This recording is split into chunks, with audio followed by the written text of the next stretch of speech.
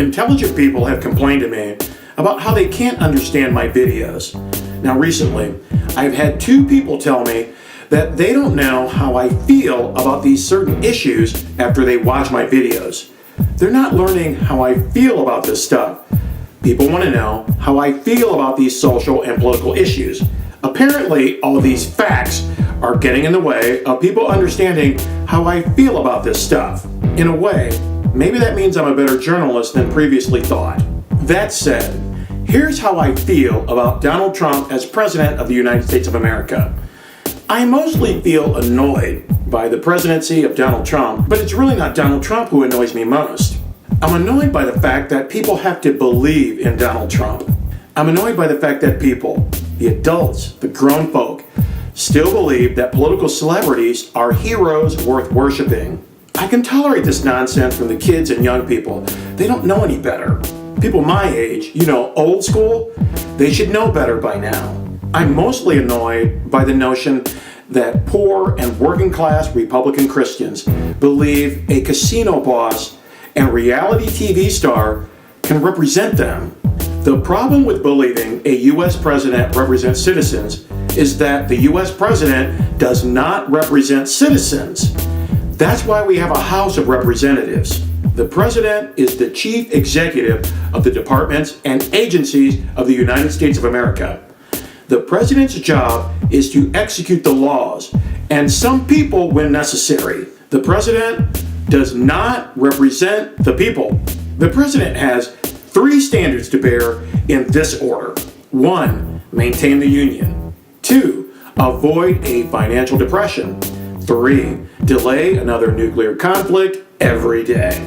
As long as Donald Trump bears those 3 standards, the American way will go right about its business, no questions asked. If you saw the movie Star Wars: The Phantom Menace, you heard politicians arguing about disputes over trade routes.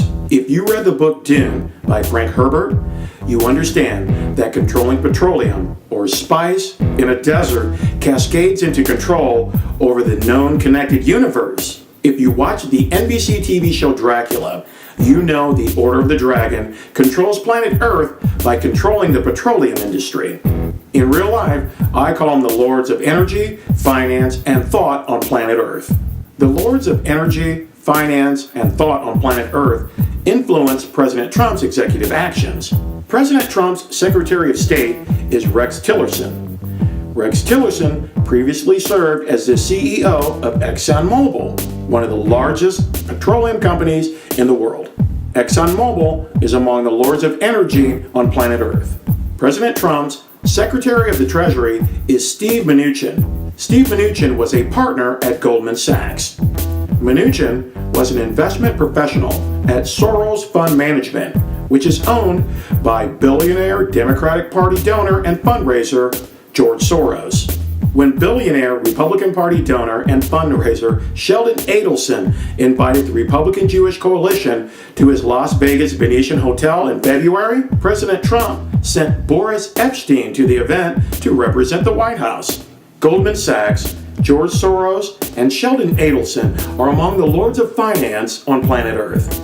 Steve Mnuchin founded Dune Capital in 2004 to pump $500 million into 20th Century Fox films like Avatar, The X-Men, and The Devil Wears Prada.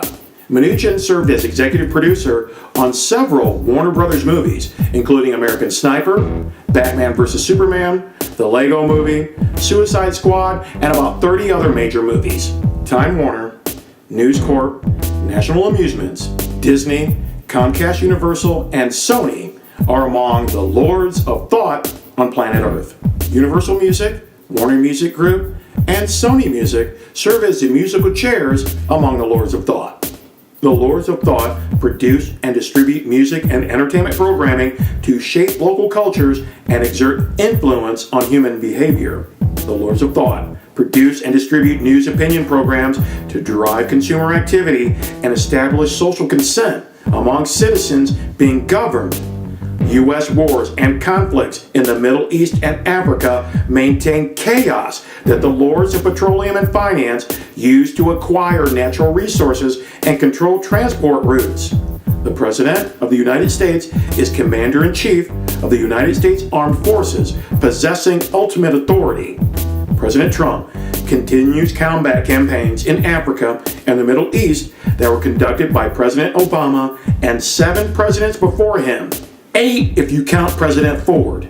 U.S. military action is directly related to the global aims and goals of the lords of energy, finance, and thought on planet Earth. The lords of energy, finance, and thought on planet Earth use government institutions to protect their interests. They employ corporations to produce profits. President Trump presides over the departments and agencies of the United States of America in Washington, D.C. Some people say the D.C. stands for death cult. The president can do almost whatever he wants when it comes to running the Washington, D.C., as long as he maintains these 3 very important standards. 1. Maintain the union. 2. Avoid a financial depression. And 3. Delay another nuclear conflict every day. As long as President Trump properly dances those steps, the American way will go right about its business. Because the lords of energy, finance, and thought own the musical chairs. Maybe people celebrate politicians as heroes because deep down they realize a hero is an idol, and an idol is a false god. All you mugs out there that have to have your heroes, you can have them. While you're at it, you can keep your lords of energy, finance, and thought on planet Earth. I'll keep the Lord I've got now. That's how I feel.